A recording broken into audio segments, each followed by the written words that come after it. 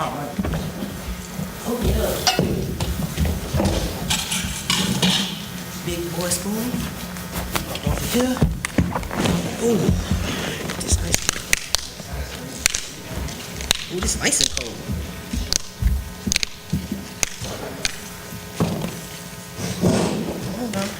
Hey, who's your other ice cream?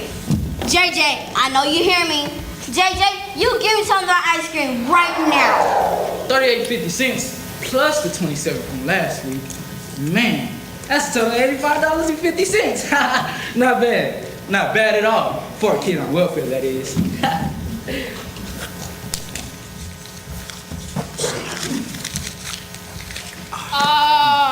Hey. Looks like I'm right on time. It's time to take up an offering. Let me read you a scripture, my brother. It says right here in the good book, what does it profit a man to gain the whole world and lose his soul? So how much am I supposed to give? 20% of your total income before taxes. 20%? I could have swore it was 10%. It is, but you gotta add on the cost of living. Look, I don't have a problem giving to the church. That's what I'm talking about. So, next time I go to church, I'll give. Boy, you know you don't ever go to church. Good point, brother. Good point. Niecy, where have you been? I'm ready to eat. Yeah, me too. We are just gonna have to eat some cereal till Mama gets home. I'm tired of being cereal.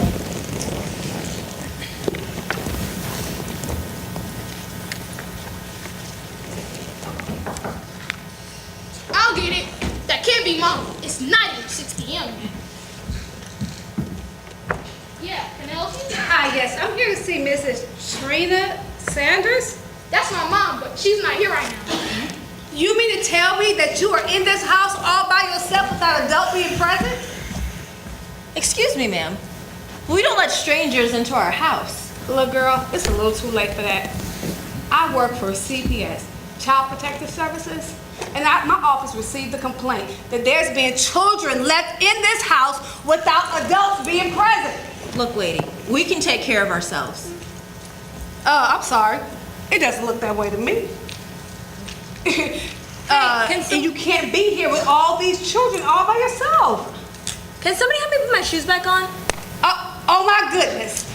Oh my goodness. You mean to tell me that there's a handicapped child in this house without an adult being present? So, Come on.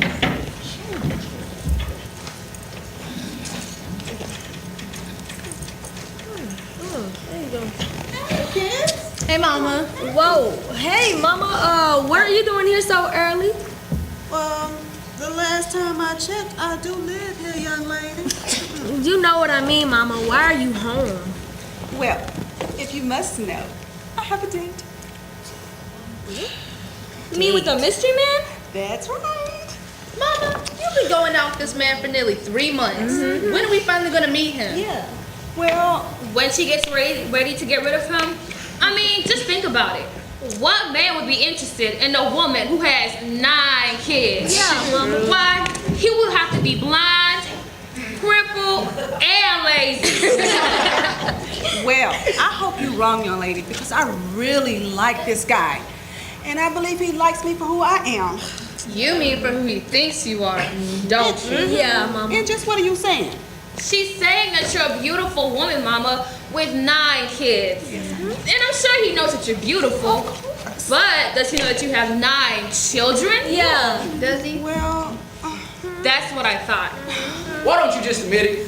admit what? Admit that you're ashamed to have 9 kids and you've never been married. Now, you wait just 1 minute. I'll admit that I have 9 kids. And I'll admit that I've never been married. But I've never been ashamed. so then, why haven't you told him? Yeah, why? Because I'm in love with him. Oh, God. And I was just hoping that... Wait a minute. Trey, you remember when I told you that I wanted to get married Right. and have this big family? Oh, yeah. We can still do that. Yes, we can. Well, it's true. I've never been married. Right, independent woman. Ain't never been married. All right, girl. And Trey, Come on, honey, just say it. I'm telling you, it don't matter to me. Just tell me. What is it? Trey, What is it? I have 9 kids. What? You killed somebody? What did you say? I have 9 kids. Come on, honey. I can't understand a word that's coming out of your mouth. Come on, stop that. First it sounded like you said you killed somebody. Then it sounded like you said you had 9 kids.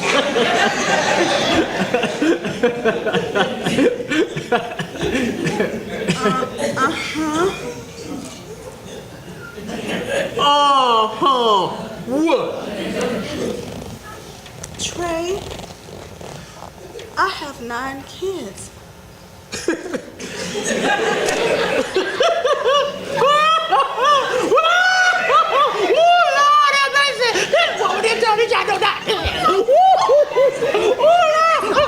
Get your hands off of me! No! I thought you liked me, Lord. What's that? Monica! Trina, how in the world you gonna have 9 kids? Now look, I can understand a woman making a mistake once. I can understand a woman making a mistake twice. But Trina, 9 times, you ain't never been married, you got 9 children. Wait just 1 minute. I didn't make 1 mistake, and I didn't make 2 mistakes. I most definitely didn't make 9 mistakes. The only mistake I may have made was believing in that deadbeat dad. It's not my fault that my legs are broken. Oh my goodness, well I've got news for you, young lady. Your legs are not broken. That's right, yes, that's right. I spoke with your doctor, and yes, he said you had a traumatic experience when that bus hit your bike. But he also said, Missy, that bus did more damage to that bike than it did to your legs. Are you trying to tell me that there's nothing wrong with me? That's exactly what I'm trying to tell you. I'm trying to tell you that there's absolutely nothing for you to fear other than fear itself. Well, JJ, how's it going, man? Yeah. How was the game today? I guess it was all right. You guess it was all right. You guys won 27-14. You scored 2 touchdowns. So why are you so down on yourself? Man, I'll tell you why. It's that so-called daddy of mine. I call him every week to remind him about my games, but he still never shows. I spent half of the games looking out there in the stands, but he's never there. Sometimes, I wish that I could just, You wish you could just do what? Just tell him how you feel? Yeah, that's right. Okay, tell me something, son. What if your father were to walk through that door right now? What would you say to him? I would say, where have you been all my life? Why haven't you come to any of my games? Do you know what it feels like seeing my friends going out with their dads, having father to son conversations? Then I'll walk straight up to him and look at him dead in his eyes and tell him to do what he does best. Disappear. All right, man. All right, look, I understand how you're feeling. But I want you to think about something, son. Those same feelings that you have, JJ, I want you to remember those feelings. Because when God blessed you one day to have your own son, I want you to make sure that your son don't have those exact same feelings. Now listen, man. I understand you want your father to be up there in the stands to support you. But JJ, you got to understand something, man. You're the best player on that team. And every one of those guys out there on that team be looking up to you. You've got to stay focused, man, on what's happening on the field. You're the leader. Do you understand what I'm trying to tell you? Yeah, I guess you're right. Good. But man, Mr. Trey, you should have seen me. I almost scored 150 total yards. Yeah, I tell you what, you might have scored 200 yards if you had had on some better shoes. Yeah, and maybe even 250 if you hadn't have fell down on that kickoff return. Yeah, you're right. These shoes are all worn out. Man, the laces falling out, the soles. I think maybe if I had some new laces, I don't know. Hey, Mr. Trey, how'd you know I scored off on that kickoff return? What's this? Oh, man. Oh, I got some new cleats. Okay. From JJ, the pride of the North Side. Thank you, Mr. Trey. I can't wait for practice tomorrow.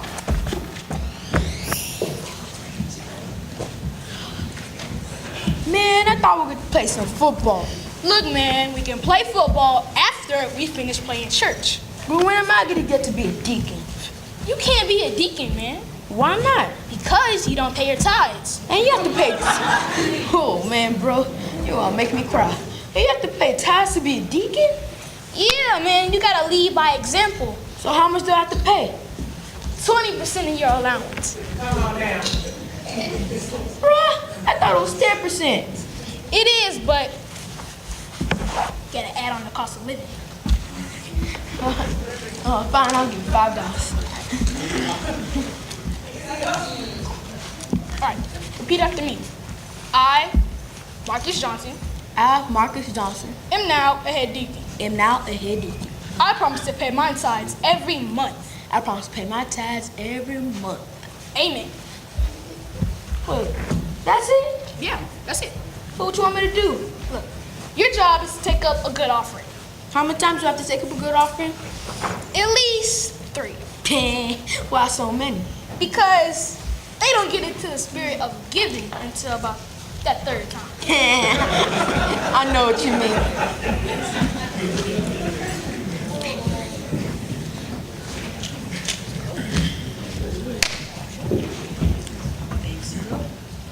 All right, I'll do it. But you know how Mr. Trey feels about us playing church. We'll be done by the time he gets home. We'll be good. We're fine. So what do you want us to do?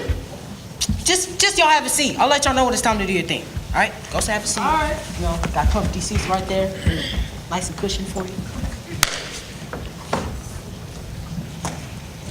Ladies, come right on in and take a seat.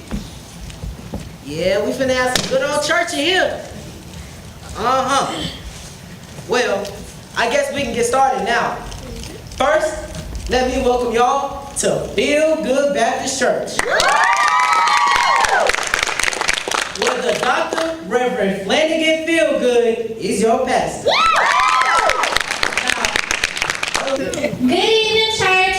My name is Donna Unique Hamilton, better known as AKA Dub, all the way from that bad boy Fieldwalk, Texas. And we don't play. So when I tell y'all to do something, y'all better do it. Oh, wait, sis. Nuh-uh, did I ask you to stand up? Then sit down. Man, we finna have some good old-fashioned church up in this bad boy today. Today's church, we have a special guest. He's a politician, and he gonna come up here and tell us why we should vote for him. And not these other so-called candidates talking about blowing up whole city buildings and building new walls. You know what? I'm gonna let him introduce himself. Come on up here, brother.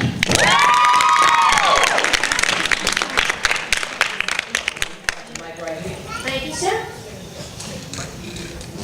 Good morning, church. Good morning. My name is Paul Garcia, and I'm here to share my speech today. You know, so many of my opponents compare themselves to people like Teddy Roosevelt. But I ask myself, if Dr. Martin Luther King Jr. were to run for president today, what would he say in his campaign speech? I believe he would start like this. My fellow Americans, darkness cannot drive out darkness, only light can do that. Hate cannot drive out hate. It's okay. Only love can do that. And as your president, I must lead this country into the glory. It's okay. I know we can't control the weather. And I've had this bug for about 2 to 3 days now. For the moment that we've all been waiting for. Brothers and sisters, ladies and gentlemen, it's time to bring out the pastor of Feel Good Baptist Church, the Reverend Dr. Flanagan Feelgood.